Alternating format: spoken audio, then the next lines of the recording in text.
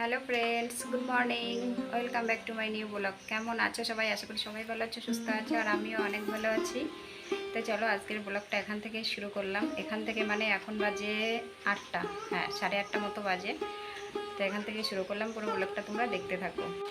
তো দেখো ফ্রেন্ডস, সারা রাত কিন্তু বৃষ্টি হয়েছে, আর সারা রাতে মনে হয় বৃষ্টি বন্ধ হয়নি। সকালবেলা ঘুম থেকে উঠেও দেখি বৃষ্টি পড়ছে। দেখো আমাদের উঠোনটা একদম গলে ক্ষীর হয়ে গেছে, মানে পা দিলেই ডেবে যাচ্ছে, বোঝা যাচ্ছে। এই দেখো কি অবস্থা। তো ফ্রেন্ডস, আমি কিন্তু আজকে সকাল সকাল চান করে পুজো দিয়ে দিয়েছি, কারণ বাইরের যা অবস্থা, সারাদিনই বৃষ্টি হবে, আর সেই কারণে বাইরের কাজ সেরে একবারে চান করে চলে এসেছিলাম। তো এখন চলে যাব রান্না করতে। আর আজকে তো আমার ছেলেরা স্কুলে যাবে না, এত বৃষ্টির মধ্যে আর কি করে স্কুলে পাঠাবো। তো সারাদিন যে কি দুষ্টুমি করবে কি জানি। তো চলো সবটাই তোমাদের সঙ্গে শেয়ার করব, পুরো ভিডিওটা তোমরা দেখবে কিন্তু। আমি চলে এসেছি রান্নাঘরে, ভাত বসিয়ে দিয়েছি। ছেলেরা তো স্কুলে যাবে না, কিন্তু আমার বরের তো ডিউটি যেতেই হবে, ও স্কুলে যাবে, তার জন্য আমি রান্না বসিয়ে দিয়েছি। তা চলো তোমরা কিন্তু সঙ্গে থাকো, পুরো ভিডিওটা দেখতে থাকো। আর আজকে আমার ছেলেরা যেহেতু স্কুলে যাবে না, সারাদিনে তো আমার মাথা খারাপ হয়ে যাবে, অনেক চেঁচামেচি করতে হবে, অনেক দুষ্টুমি করবে এই বাড়িতে যখন আছে। তো পুরোটাই তোমাদের সঙ্গে শেয়ার করব, তোমরা পুরো ভিডিওটা দেখতে থাকো।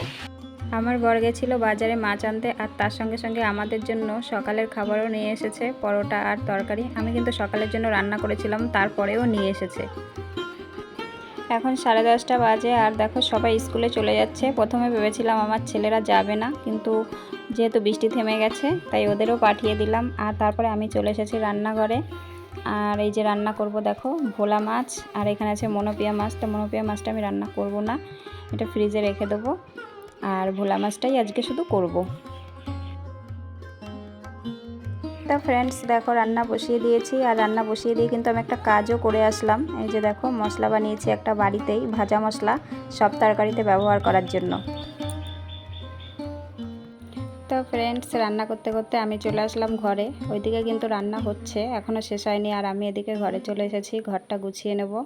প্রতিদিন এইরকমই করি, সবাই স্কুলে চলে যায় তারপরে গুছিয়ে নিই। আমার ছেলেরা ঘরের যা অবস্থা করে রেখেছে একদম দেখার মতন। তো ওরা আসার আগে আবার পরিষ্কার করব, আর আসার পরে আবার যা তাই হয়ে যাবে।